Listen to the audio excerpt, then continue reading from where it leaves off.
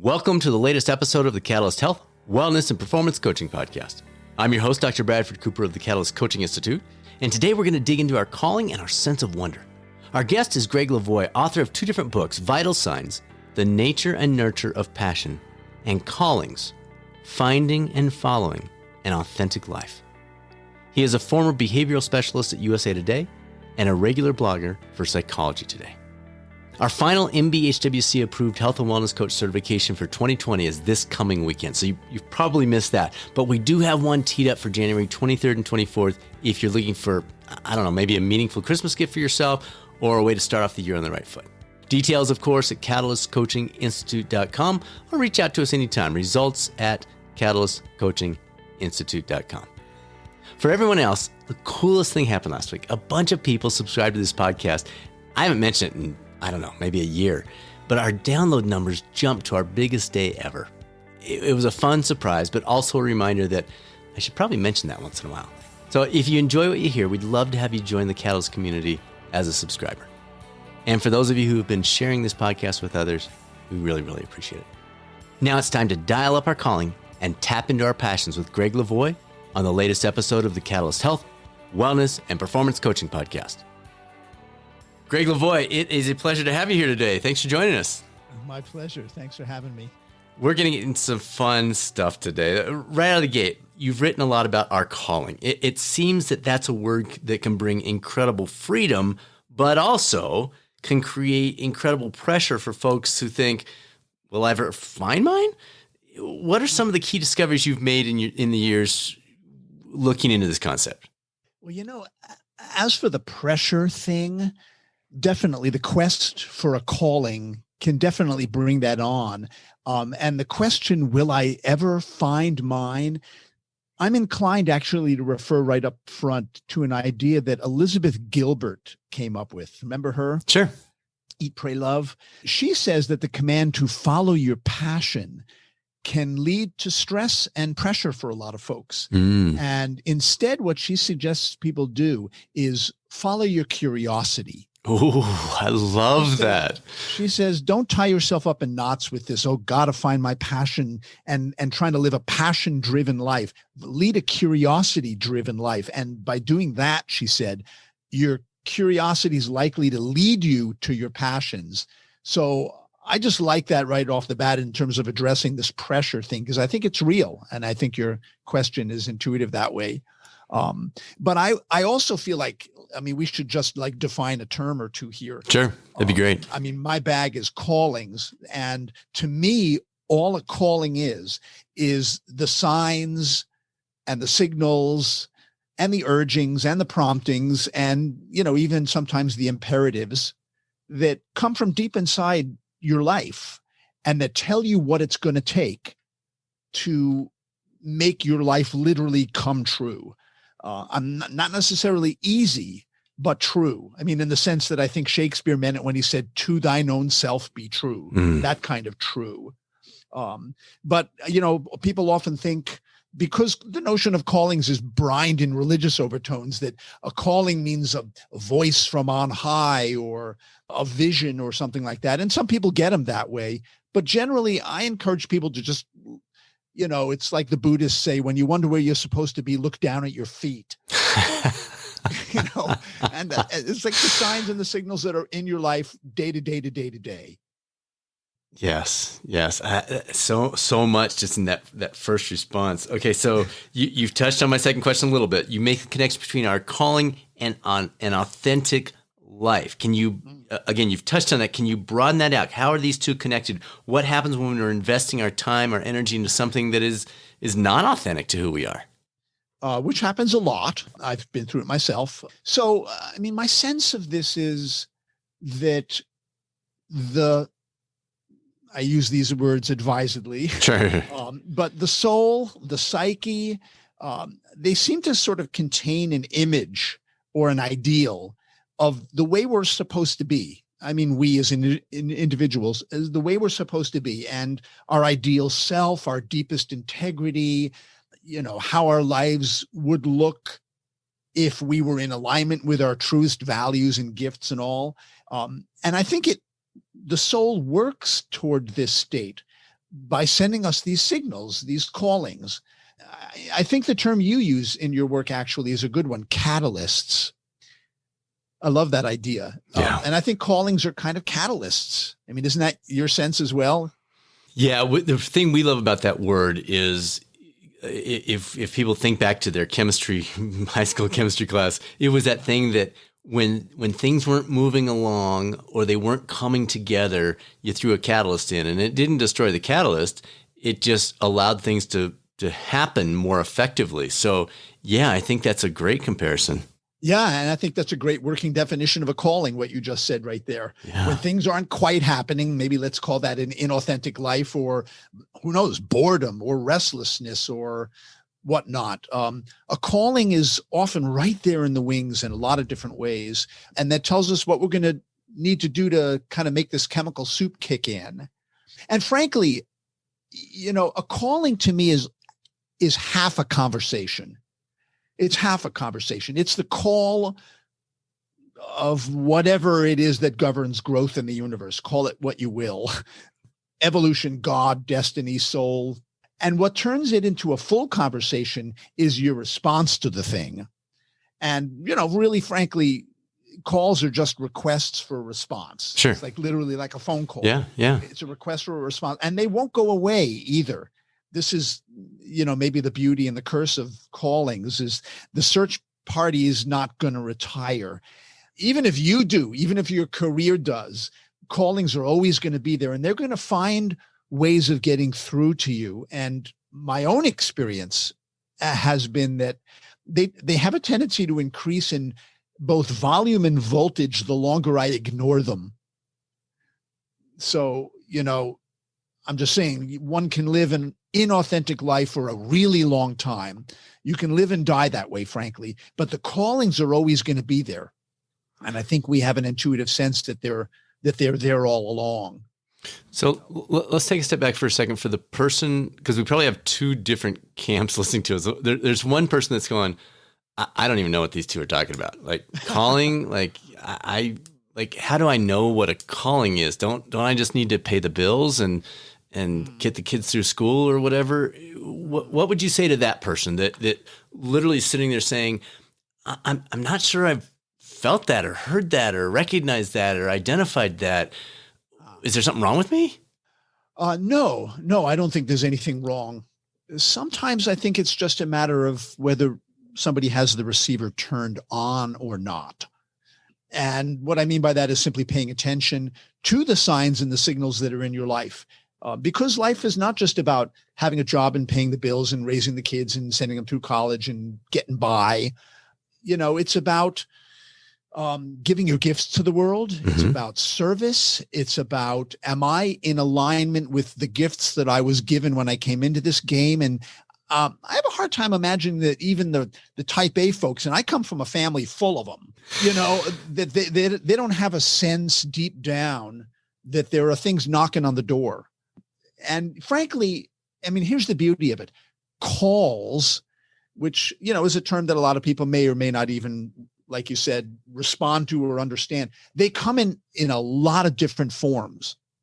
And these kind of forms people will recognize. Calls come as intuitions. An intuition is like, clinically, it's a little calling. They come as passions. They come as gifts. They come as dreams.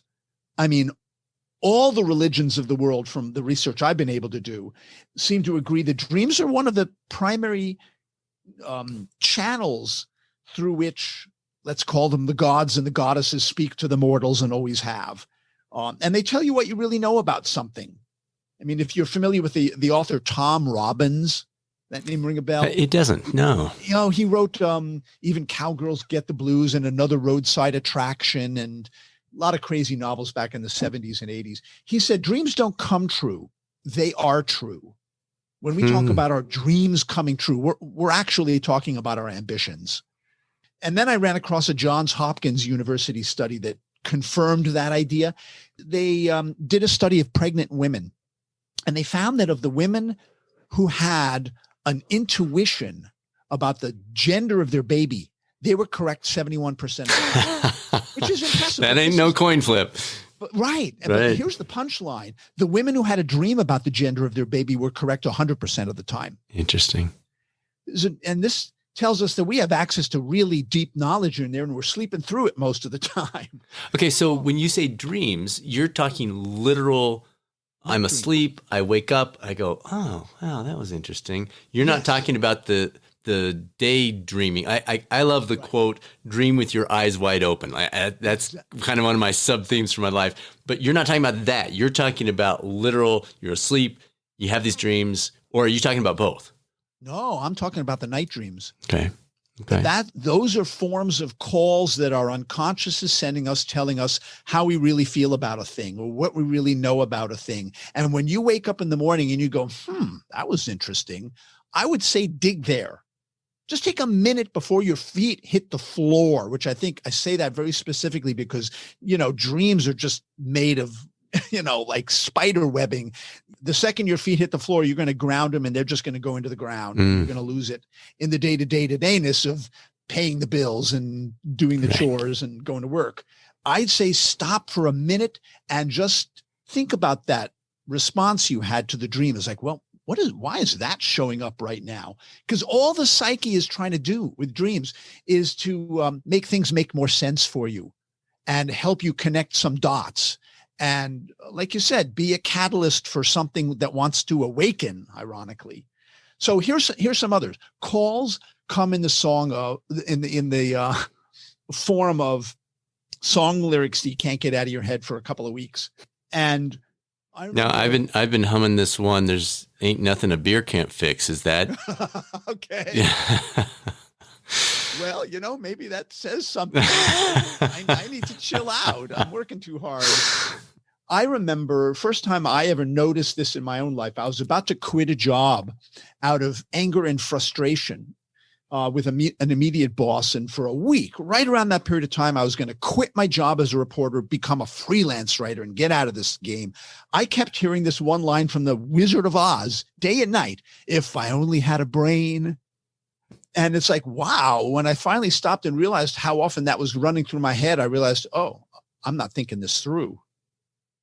So we have the dreams piece. Do we have, is that one of like 4 or 5 things? Like, is it also go to your friends and ask them what seems to light my eyes up, or ponder when do I find a smile on my face, or when do I feel like I'm having the greatest impact on the people around? Are there kind of some steps you take in addition to those dreams or to complement those dreams? Yeah, those examples you just use are really good examples. Don't even take your own word for it. Go to your friends and say, when do you see me light up like a Christmas tree? Where do you see my gifts? Where do you see me being the most effective in the world?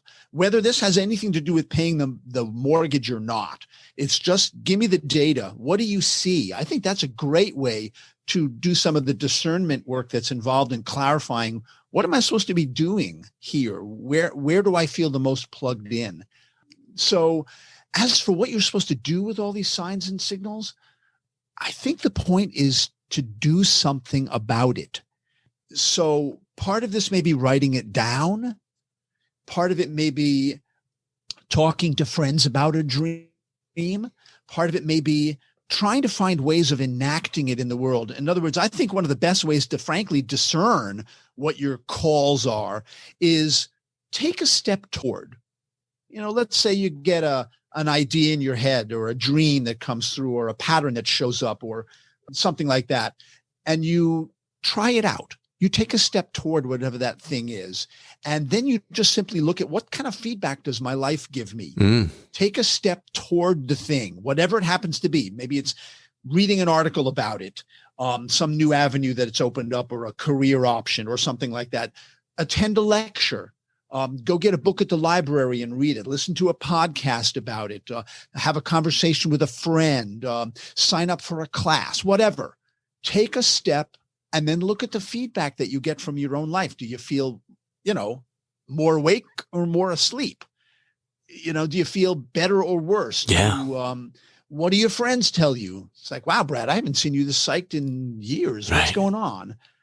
So there's a kind of a call and response thing that you set up by taking little, small, manageable steps. I'm not talking about quitting your job or leaving your marriage or, quitting the game to go save the whales. I'm talking about small, manageable steps that you can kind of document what happens when you take them.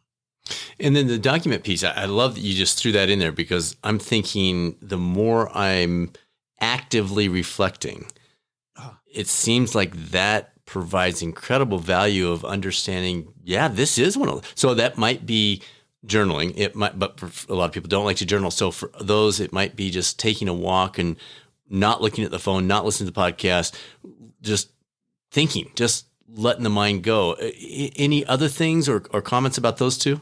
Yeah. Those were great ideas. I would even back up a half a step and say that really one of the best steps that you can take in all this stuff is have a self-reflective practice of some kind. Okay.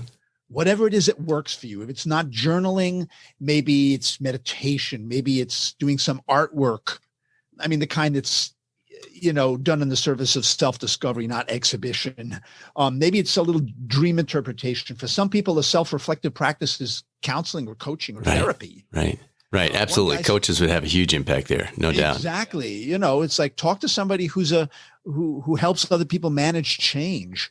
Your participation in any kind of group whose, members get together for the purpose of waking up.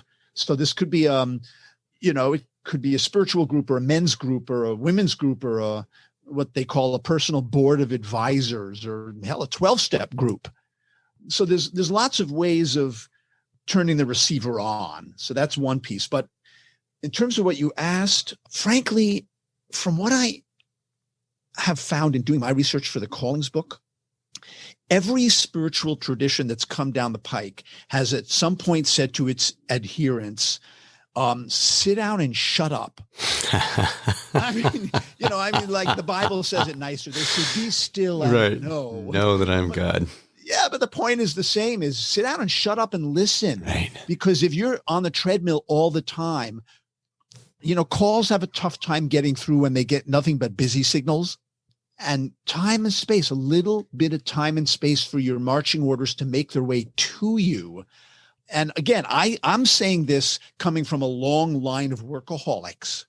So I know the experts just call it a process addiction instead of a substance addiction, and it's one of the very few addictions you're allowed to put on your resume. Right. It's encouraged. It's very much encouraged. But when you're like up to your hoo-ha and the 10,000 things, you're pretty much giving off busy signals to your own self. Wow. And it won't stop knocking on the door, but it's going to be way harder for any of that information to come through. And I understand why people are scared to open the door to this thing, because what if the marching orders you get are in direct opposition to the way you're living your life?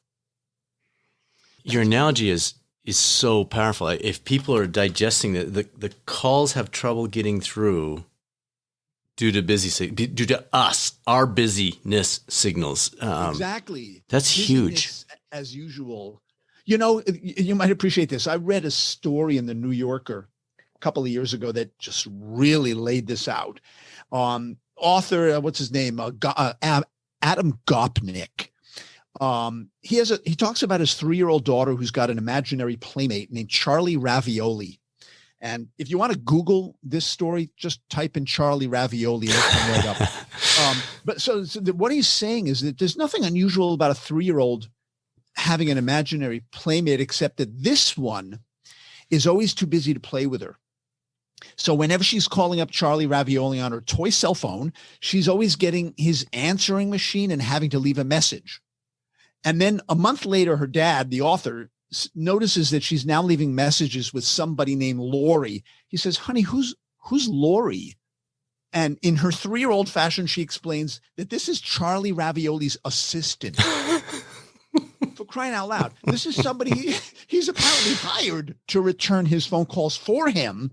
And maybe I'm being overly sensitive or something, but when our 3-year-olds imaginary playmates are too damn busy to play with them and start hiring agents to fend off the phone calls of the children who imagine them to begin with, man, it's time to move out of New York. That is hilarious. So we talked through the one side, the group that says, I don't even know like what this thing is. How about the other side? The person that says, oh, I've got a calling. I just keep running into walls pursuing it. Is that a sign that it's the wrong calling? It's misinterpreted. It's being taken the wrong direction. Like, because we have a lot of folks that they're dipping their toe into things like health and wellness coaching, and they're hitting some walls, and they're maybe feeling a little discouraged. What about that person that in the depth of their heart, they feel like this is it, but this is not working? And if it's not working, it must be the universe telling me it's a false call. Yeah. That's a really good question, Brad. Well, I'm going to defer to one of my heroes in responding to that question, which is Joseph Campbell. Okay. He's the mythologist who gave us the hero's journey. Hero's journey. Absolutely. And the bumper sticker, follow your bliss. Mm. He said phase one of responding to a calling is running from it. And I think that's incredibly universal and inevitable. There's a phase where you're going to hit walls. It's the nature of the beast. Because callings, by definition, call you away from the status quo. Mm. And you're going to hit walls both inside and outside yourself. Self-doubts, other people's doubts, logistical obstacles. Sometimes what it's saying is back to the drawing board, or maybe it's saying you need to collaborate in order to pull this off. Maybe it's saying you need more schooling, or you need to get your ducks lined up. It could be saying a lot of things, but to assume that it automatically means that it's the wrong call is, I think, a misapprehension of the whole thing, because it really just means callings will bring you in contact with obstacles. It's just their nature. And you just need to navigate it somehow and keep asking yourself, what is this showing me? What do I need to know? What do I need to learn here? Who do I need to talk to? How can I better prepare? And it also, here's a heartbreaker for some people. A calling doesn't necessarily mean you're going to pay the rent with it, which is a stinker for a lot of people. Right. Because, the idea is, it's a wonderful idea to make a living from your passion or your passions. But callings were never designed to do that. The whole point of a call way back in human history is just say yes. The point of a calling is respond affirmatively to it. It was never about paying the bills with it. We added that on late in the game. And then we judge our callings based on whether they're making us money, whether they're getting us attention, whether they're changing the world. For God's sakes, I used to have this poster on the wall in my office that said, the trouble with trying to change the world is that weeks can go by and nothing happens. Just to tease myself about my own ambitions. Right. But I think it's important to really give yourself the time that some of these big changes especially take to unfold in somebody's life, to change tracks. You're not just going to flip a switch and change tracks. There are mindsets that need to be brought online. There are changes of heart. There are new ways of doing things. And I think it's easy to prejudge if anything hits the fan as a result of saying yes to this call, it means it's not the right call. One of the things I suggest to people is, again, just the point of a call is get it in your life to some degree sooner than later. You don't have to flip over to doing this whole new thing. It doesn't have to pay the rent, but just say yes to it and then see what begins to unfold over 6 months or a year. Just give yourself that experimental year and say yes to it in as many ways as you have the energy to do, and just see what unfolds. You might be amazed at what unfolds. And any thoughts about I'm talking to the rational people out there that are like, but what if it's a crazy dream? Like, is there a level that you should go? Because I love what you said about a calling is almost always a calling to something different. It's not a calling to, okay, come in and keep doing what you're doing. It's calling you out of that into something else. Well, what if seems great? Like any tips on some ways to kind of measure that out or weigh that, or I don't know. Do you know what I'm asking there? Oh, absolutely. Absolutely. And so many calls, and I see these people in my workshops all the time. They're like, this is crazy. I can't even believe I'm in the class exploring this, considering it seriously, because to quit my job as an executive at a coffee company to be an abstract painter, I'm giving one example, seems crazy, and certainly will to the people who rely on your income for their lifestyle. Yes. They would like to remain accustomed. Yes. But you kind of got to deconstruct crazy, because because which is crazier, to stay at a job that is toxic and you're giving you, what's that expression, golden handcuffs, and is hurting your health, talking about wellness. Which is crazier, sticking with that situation or trying something where you're passionate and alive and re-engaged with the world and out at the edge of the high diving board? Which is crazier? So from a purely health and wellness point of view, you kind of got to look at that question of what is crazy here. So there's one piece right there. And of course, a calling, and this is what I mean by the people in my workshops. Half of them are at the midlife turning point, and whatever they've been doing for 20 or 30 years, some other part of them now wants airtime. And it's usually the flip side of whatever they were doing. So if you were in a corporate or a left brain line of work, the more creative part or the more collaborative part or the part of you that wants love and relationships to take a front and center position, that's usually what's going to come to the fore. And to the part of you that's left-brained and rational and practical, that's going to seem crazy. Okay, as will that part of you seem to the right brain part of you, is to just make decisions solely based on practicality and paying the bills. That will seem crazy to the part of you that wants aliveness and wants creativity and wants relationship and all that.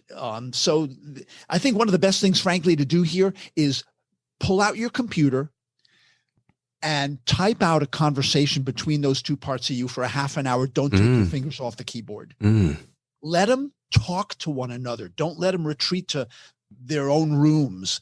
Bring them together to talk to one another, and you'd be amazed at what comes out of the conversation between the two. They start to negotiate. They start to say, well, I'll do this if you'll do that. Or tell me why you feel so strongly about this or that. Or anything it's just like, let them interview each other, let them talk to each other. And it's truly, the dialogue thing is a really powerful tool to moving through obstacles. That's a great exercise. I love that concept. All right. We've talked mainly about the calling in our career. Can it be in our hobbies? Are they interrelated in some way? Does one provide clues about the other, or are these distinct aspects? We think of the word vocation as related to work, but actually the original definition of the word vocare in Latin is just simply to be called. That's all the word means, to be called. It doesn't refer specifically to work. Again, that's an add-on. Yeah, there are work calls, but there are also relationship calls. There are health calls, as you know. There are service calls. There are moral calls. I mean, the ones you got when you were 20, assuming you got a sense of calling at that age, they're really different than the ones you're getting at 50 and 75. Ever since my last book came out, the Vital Signs book, I've been invited to all these what are called successful aging conferences. I never knew this existed, but you just Google it, and there's a ton of them. Successful aging, positive aging, active aging, aging to saging conferences. And so I'm now standing in front of audiences of hundreds of people, 60s to 90s. And these are people who are like waiting for the next calling. They're not retiring and moving to Florida and playing golf. I mean, not that there's anything wrong with any of those three things. Sure.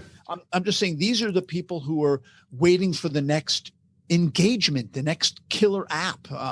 I'm in my early 60s now. This is helping me reframe what it means to grow older.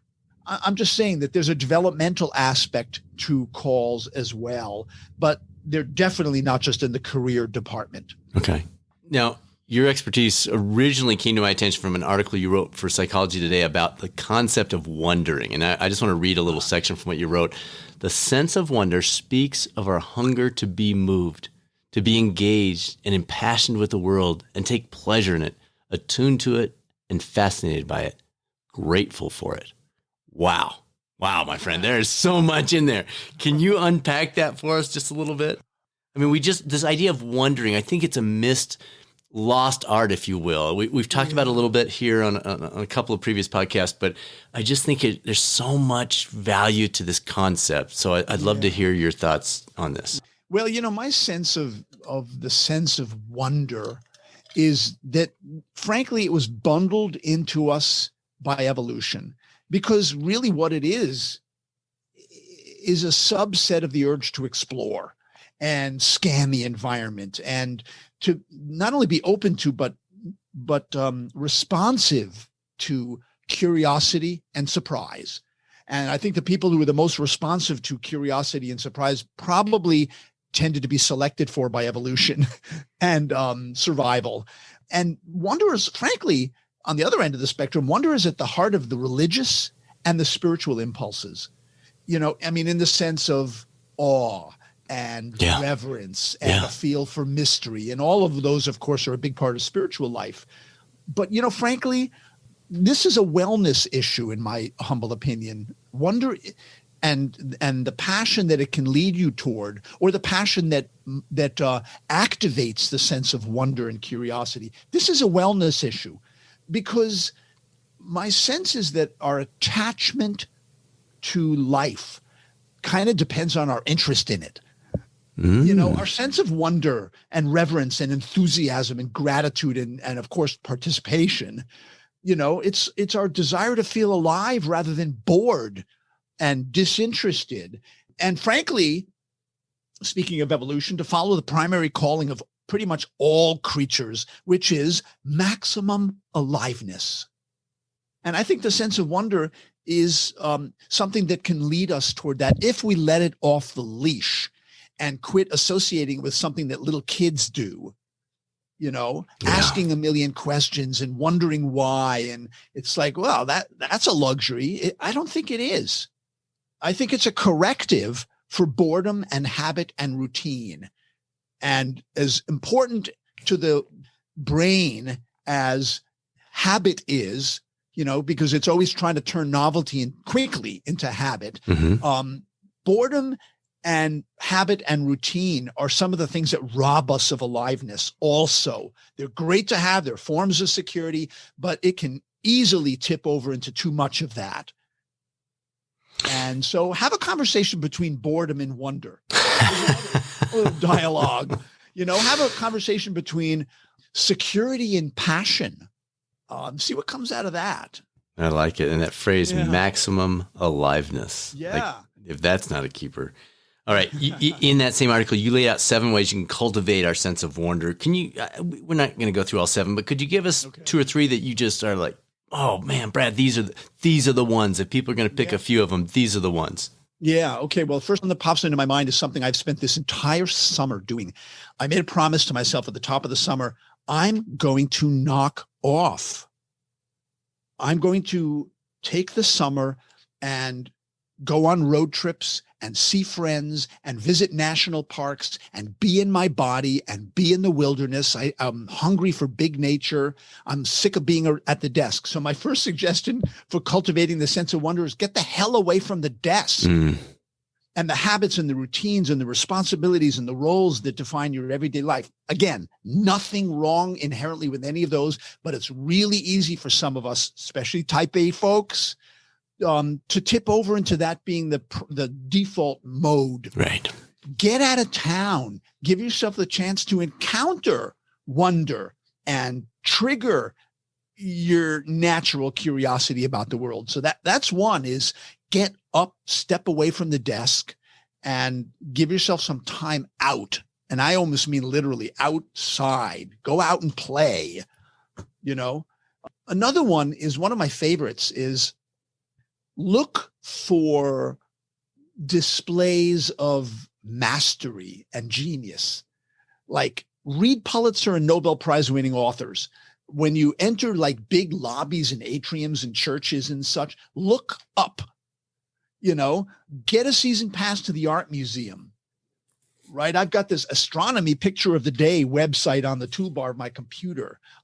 Go listen to TED Talks, but just like expose yourself to experiences of mastery and genius, because they always fill me with awe and wonder, the stuff that my fellow human beings are up to.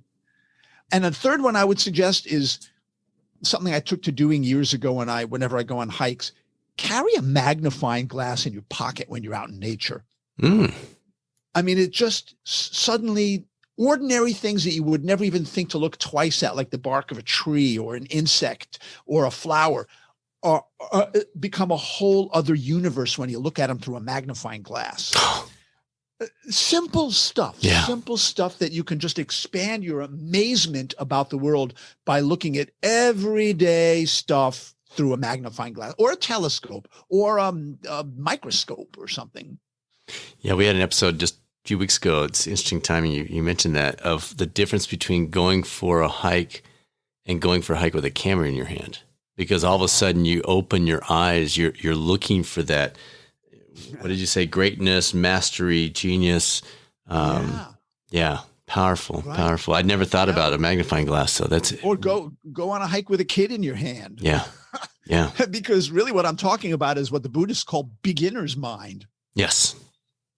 And that's a bullet train to aliveness, in my opinion. Love it.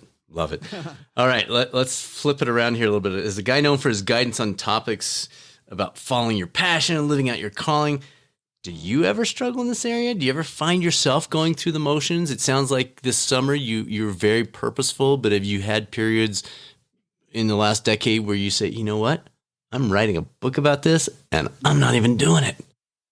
Well, I've certainly had my struggles with all of this. I mean, that's part of the reason I've written books about it is, in a sense, I've been there and done that. And I've taken copious field notes. And so, there have been times when I've been in the doldrums. The beginning of this summer, there were times when I was like, pandemic or no pandemic, I was in workaholic mode, partly as a function of trying to figure out how to make my way and make an income when all of my work dried up, because no more conferences. The business of public gatherings. Right. My callings have changed over the course of the decades. They've always pretty much been in the journalism and writing and teaching arenas, but they've changed a lot over the years, and I've had to adapt. And there have been periods of just terrific boredom and restlessness. And I've spent months trying to get to the bottom of what is going on, to the point when I've literally taken myself on a couple of vision quests. You've heard of this notion, where native tribes of pretty much every tradition throughout human history have come up with this idea that you take an individual, you send him out into the wilderness for 4 days or 6 days, or in one case in Death Valley, 12, and you go on a vision quest, half of which is a fast alone in the wilderness to try to cry for a vision. That's the way Black Elk puts it, crying for a vision, and then trying to bring it back to the tribe. But I've been so desperate and restless and confused that I've taken myself on this kind of frankly scary trip to try to bust through and step outside and look back in through the shop window at my life. And so the answer to your question is hell yes. That's what we all wanted to hear. I love it. Right. Before the last question, what's the best way for folks to keep up with you, to follow what you're doing? Are you on Twitter? Do you have a website you'd like them to go to? What's the best way to keep track of what you're up to? World headquarters nowadays is my website, which is just gregglevoy.com. It's GREGGLEVOY.com. Okay, perfect. And it's pretty much all on there. And I've got a Facebook page as well and a blog on Psychology Today. So between those, that should give people good entry points. Excellent. All right, last question. So I don't know if you're on Twitter or not, but regardless, Twitter is all about the short and sweet, kind of 2 to 3 sentences, 140 characters technically. If you had an opportunity to tweet out your most important life wisdom to the world in that brief form, and we're not going to count the characters, so feel free to take some license with this, but short and sweet, what would be your advice to the world that you'd love to have get out there to everyone? So this is what pops into my head. I'm just going to go with it. Sure. I remember having to study a guy in college, a theologian named Paul Tillich. And I remember him saying that the first duty of love is to listen. And so I figure, to the degree you love your life, to the degree you love your work or your loved ones or your health, you listen. That would be it. That's powerful. Based on everything you told us the last 40 minutes or so, that's super powerful. Yeah, cool. Yeah, love that. Love that. If anybody can tell me how many characters that came in, I guess it's around 140. I bet it was 139. I bet the little red circle was starting to change over on you. Not including spaces. Exactly. Well, Gregg, thank you so much. This was fantastic. Really appreciate you taking the time with us. You're most welcome, and thanks for the engaging questions. Absolutely. We'll be in touch and appreciate it. All right. Thanks again, and thanks for your good work in the world. Living an authentic life. Powerful stuff. Thanks again to Gregg Levoy for joining us this week. And thanks to you for tuning to the #1 podcast for health and wellness coaching. Next week's guest might be the most important interview we've had in a very long time. It's with Harvard biostatistician and epidemiologist, Dr. Martin Kulldorff. He's sharing a different perspective on the COVID-19 lockdown strategy. And folks, we have zero personal agenda in this. But I will tell you, our conversation definitely changed the way I'm now seeing things related to COVID. For those of you who are subscribers over at youtube.com/coaching channel, you know we already released an unedited video version of Dr. Kulldorff's interview there. You can see that one now if you don't want to wait until next week's edited version here on the podcast, along with almost 100 other videos covering everything from motivation and mental toughness to guidance building your coaching career or business if applicable. Most of them are 3 to 12 minutes long, and we put together playlists so you don't have to go through the entire library to find the ones that are most beneficial to you. With that, let's close the door on this episode and open our eyes to pursuing our true calling and a life of authenticity. This is Dr. Bradford Cooper of the Catalyst Coaching Institute. Make it a great rest of your week, and I'll speak with you soon on the next episode of the Catalyst Health, Wellness, and Performance Coaching Podcast, or maybe over on the YouTube coaching channel.